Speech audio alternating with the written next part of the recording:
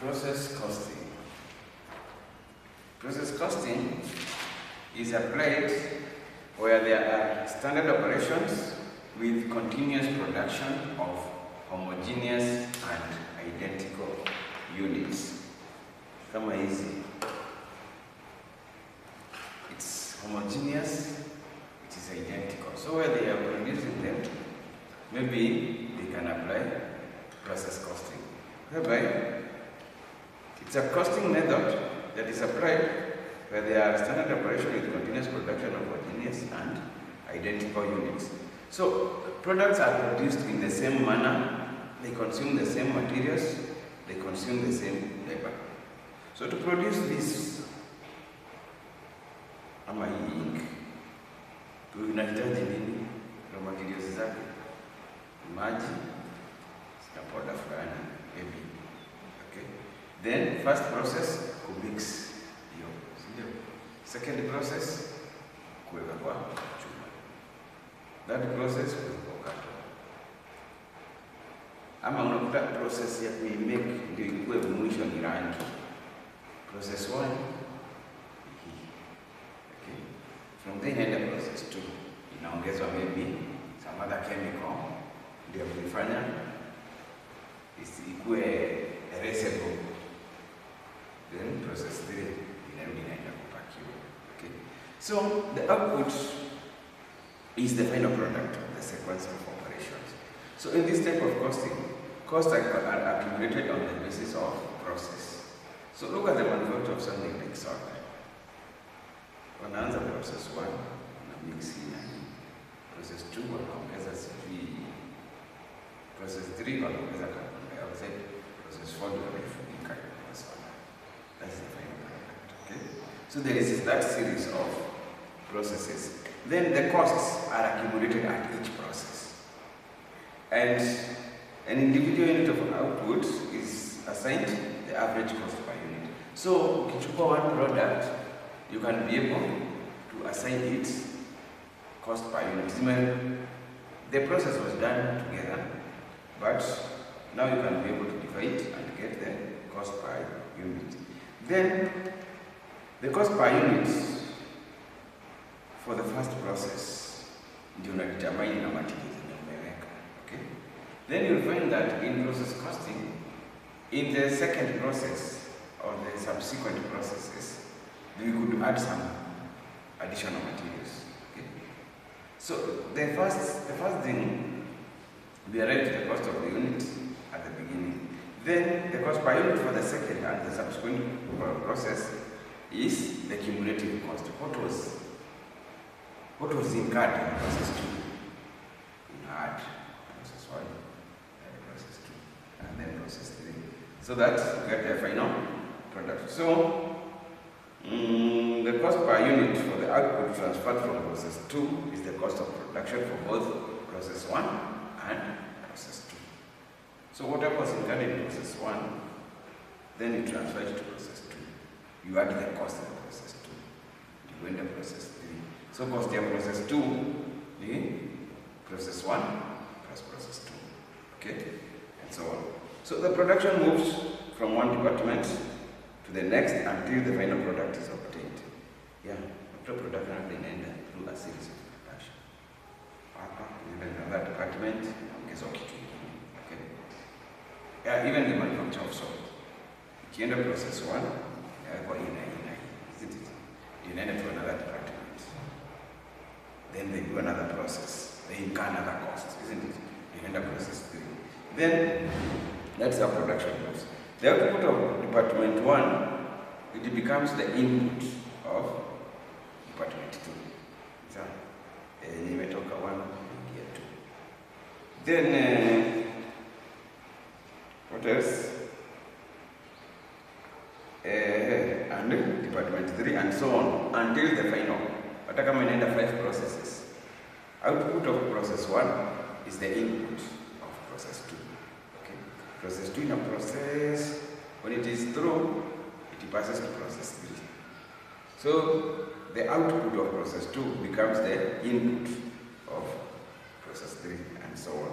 So cost accumulation procedure follows the production flow, where we maintain the control accounts, zile tulikuwa tunafanya the cost accumulations.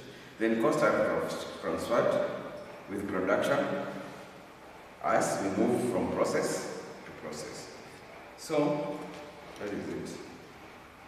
So if, for example, you have a process account, then in this account, you assume there is materials, labor, and overheads. Okay? Our direct materials,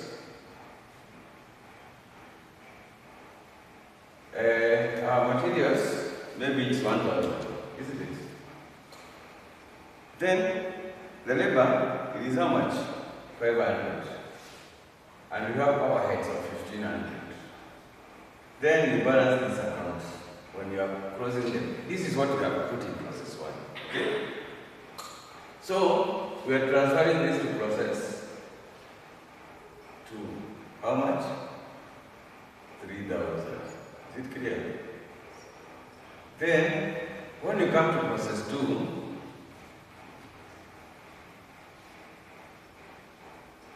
this one, it will be now the input. Okay? This one we call it transfer from process 1, 3,000.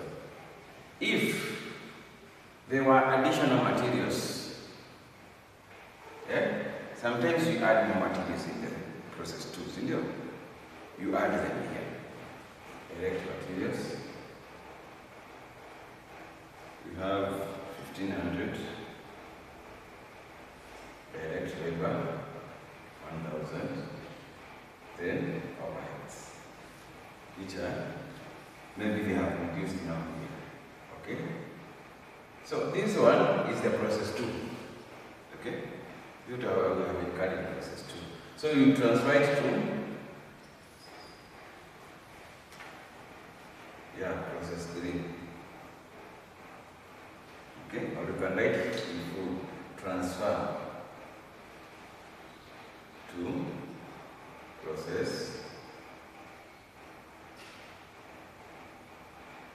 3. How much?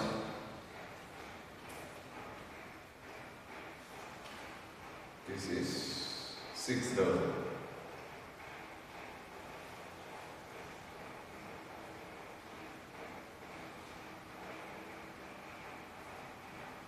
Okay?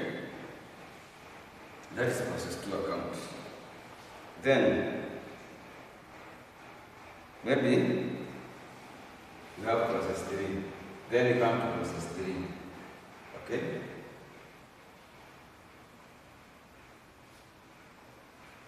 So this one will be transferred from process 1. Or maybe that particular item goes to only 2 processes. If it's only 2 processes, the last process here, you're not going to transfer to another process. You're going to transfer to what? To finished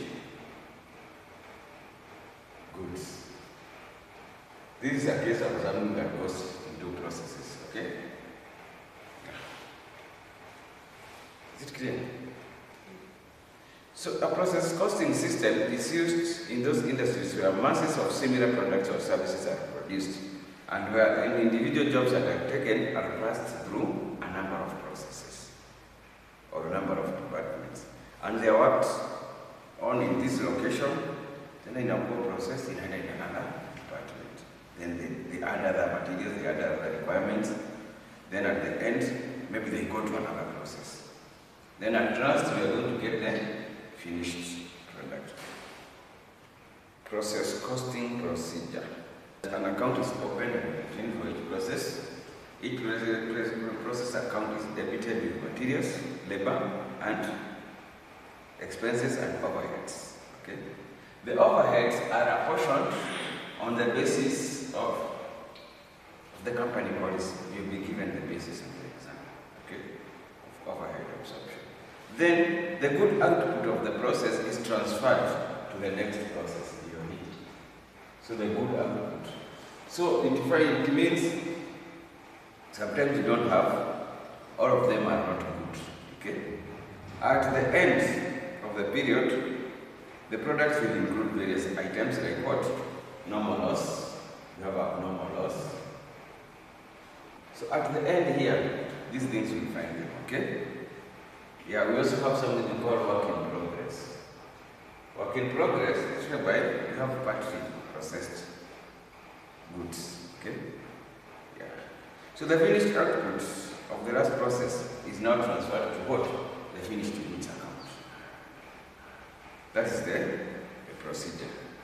The common features of process costing is that similar units are produced simultaneously. Kama ni sabuni inatoka ikiwa the same all around, okay? Mara tu kumbusha kitoka, but hapa katikati inatumia nini? Processes, okay? Then the continuous nature of production results in some units being incomplete. Yeah, you know, it's a continuous process. We find that some of these factories, they never close. In operate 24 hours, okay?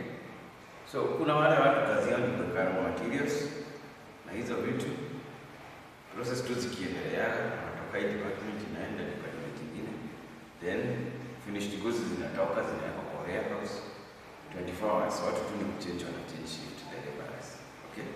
So this continuous nature, it can result in incomplete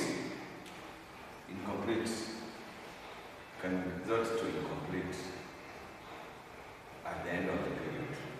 We call it work in progress. You know? It also leads to what? Loss. Loss is a common feature in process costing. Okay? Loss comes because of what? Spoilage, wastage, and evaporation. So if you're dealing with some chemicals, and some of them they evaporate in the process of mixing, isn't it? They will bring what? A loss. Or wastage. The stuff could be, they could have wastage, okay? Or even spoilage. It could spoil itself before the process is complete. Also, costs cannot be identified with individual products. You cannot say this product individually it has this cost, unless you know cost to zote. Then you divide by the number of units that are produced, okay? And in some cases, the output may be multiple products. We have a case, you input materials in process 1, zikienda process 2, process 3, zikienda process 4 ndio zimalize, zinatoka zikiwa different products, okay? Saidi inatoka ikiwa sabuni, inatoka ikiwa mafuta ya kupika. It is common, okay? So, other definitions that I need us to know is that we have the process losses.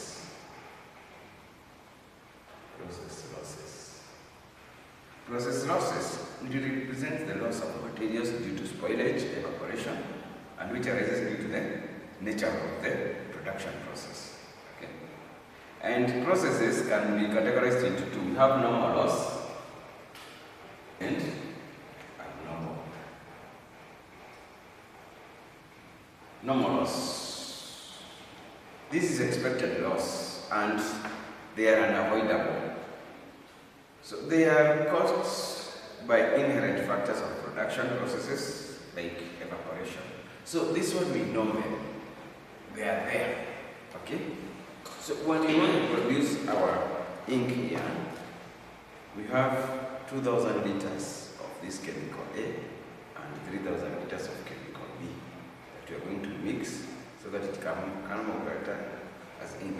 So during that process, we know for every 100 liters, 20 is waste. Okay, that's normal. That's normal loss. Okay. So there is no cost that can be allocated to normal loss. We don't put any cost there. However, any amount realized from the sale of normal loss units, or any amount realized from the sale of normal loss units, it reduces the cost of good output. So if you can have a sale, or you can get something from the normal loss, then we use it to reduce what? To reduce the cost of that process. So we also have abnormal loss. Abnormal loss is the extra units that are lost above the normal loss. We know that for every 100 liters, we lose 2 liters. Okay? That is a normal loss. Okay?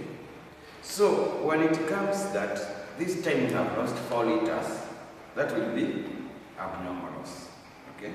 Extra units above the normal loss units. So it arises due to unfavorable working condition. Maybe you have substandard materials, or accidents, or carelessness can bring abnormal loss.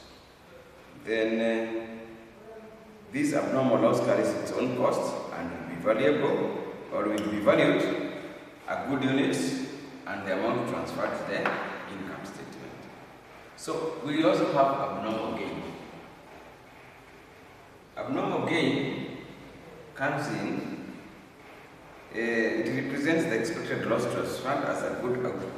So these are the units which are expected to be lost, but they were not lost. Okay? We know that for every 100 liters of chemical A that we use to produce this, we lose 2 liters. Okay?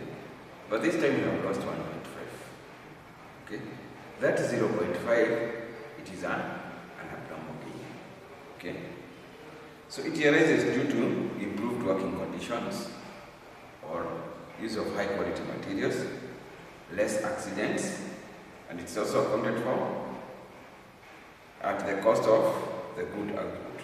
We have something called scrap. Scrap.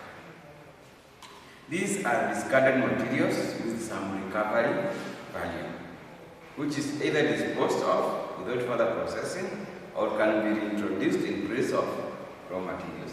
So you will find that in some processes, we have some units that are discarded, but they have some value. Okay? So during the process ya kutengeneza chuma, to align it ikuwe straight with the exact size, unakata pale mwisho hapa mwisho. Hii piece ya mwisho because imetoka kwa moto, imefinywa na roller, haina shape nzuri. So you cut and ikuwe straight, isn't it? That piece katabaki sometimes inatoshana hivi or something like this. That is a scrap. Okay? That kama shikanga kachuma can be sold again, isn't it? Either without further processing, or they can be processed further. Zirudishwe tena kwa moto, zichomwe tena, zikuwe reintroduced as raw materials. Okay? That is what we call a scrap. Haijatupwa, inaweza uzwa, inaweza rudishwa, itengeneze another thing. Takataka inamwagika kwa mahali tunasiaga unga na mahindi. What do we do? Tunayokota, tunafanya some processing, inakuwa chakula ya ng'ombe. That is scrap. But we have waste. Waste, they are discarded substance with no recovery value, and they are normally disposed at cost. Zimetoka, we don't need them. They don't have even any value, you cannot sell them. Okay? And even on top of that, we are going to incur costs. We don't have to pay. Okay? That is waste. Okay? This cost is treated as part of the process cost for the process which has generated that waste. Hiyo process imegenerate. Kama ni process 2, imetoa waste. Cost ya kutupa hiyo waste to your process 2. Are you together? Then we also have accounting for processes. Accounting for processes. So process costing is centered on 4 stages. So the exact volume of work done in each step will depend on whether there were losses in that step, or whether there was work in progress, or whether there was joint product or a byproduct. And those are the stages. Okay? We have difference between joint products and byproducts. We're going to do them towards the end of process costing to find the joint products and byproduct costing. So, number 1, determination of inputs and outputs. Number 2, calculating cost per units. cost per unit and outputs. Thirdly, calculating the total cost of output. And lastly, computing the necessary accounts. So I have shown you the procedure, that is, open an account to maintain in each process. Each process account is debited with what? Material, labor, and direct expenses and overheads. That is particular for that process. Okay? Then the good output of a process is transferred to the next process. Do you understand? Yeah. And then at the end of the period, the products will include various items.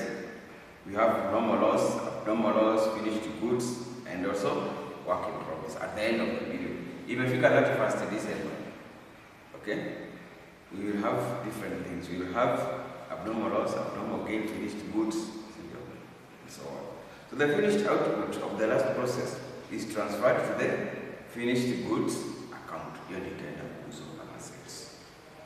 So that is it. I was looking for a question that have process cost without any loss. So what I have, it has those numbers. So we can continue with process costing with the presence of process losses. So losses in a process are a common feature and they should be well accounted for because they have an impact on the production cost. So most manufacturing processes, they result in the same proportion of raw materials used and not being converted into variable. So that is where we get loss. So the losses may take the form of waste. So here, what we are saying is that the manufacturing process where the raw materials are converted into variable half, and they don't become full, okay, whatever we intended to do. So we get loss. The loss can come in form of waste. I will explain what is waste. It can come in form of scrap. It is a scrap, you know it. It can come in form of rework, and it can come in form of spoiled units.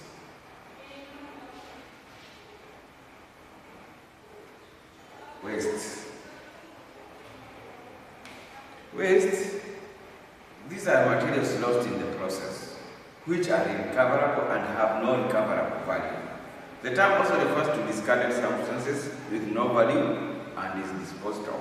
We have even seen that even disposing of the waste incurs a cost. Scrap is the material held after the productive process, which are recoverable. They have no recoverable value.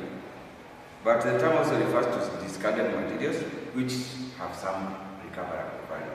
You can get some scrap which have no recoverable value. But mostly you find that the scrap will have a bit of recoverable value. Hizo waste za chuma ndio zinatengeneza hiyo steel and so many other things. So that is scrap. So it can be disposed of without further treatment. Yeah, a scrap can be disposed of like that without further treatment. Or it can be reintroduced into the production process in place of raw materials. You can find that the scrap that has come from this process to tumeshapata finished goods, we use that scrap to rudisha tena kama raw materials. Okay? Yeah. Then you have also seen that the scrap are losses that can be sold for some value. You can also sell the product for some value. Now I know it's funny. Was to be a common materials for. Then we have rework. Rework, these are finished goods that do not meet the quality standards, but which with some additional work can be sold. Zimetokea yes, the finished product, lakini hazijakaa. They need some reworking so that they can be sold. Okay? Yeah. Then you have the spoiled units. So it refers to finished units which cannot be reworked or used for the intended purposes. So they may be discarded or they may be discarded or be sold for minimum value. So look at this. Assume that 10,000 it is at 36 shillings or put into a process. There was 10% normal loss due to evaporation. And then, so after you have this, there will be 9,000 units. That is what we are going to get out. Okay? So when you want to calculate the cost per unit, you just put this 10,000 over 9,000 times 36. You get how much? That will be the cost per unit. Then I want us to do now a good example that will be able to explain the